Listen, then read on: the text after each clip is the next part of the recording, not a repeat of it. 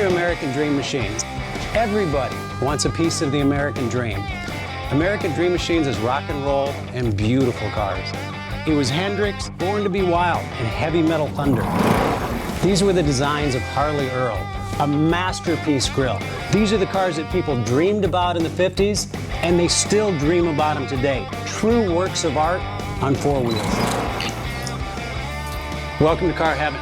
The quality of our cars every year gets better and better, and this 4,000 square foot studio tells no lies. American Dream Machines was inspired by the fire-breathing big block designs of Duntop and Bill Mitchell.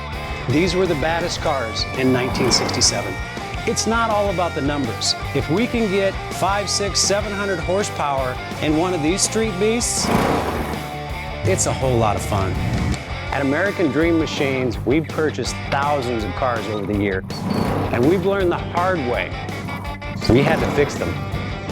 Our mechanics and restoration staff here are the dream team, and they get 200 cars a year ready for our customers. Yes, I love that. American Dream Machines opened our doors in 2003. We've sold thousands of cars all over the country and all over the world. We have beautiful cars here, and you should own one. So you want to drive the Buick in the back?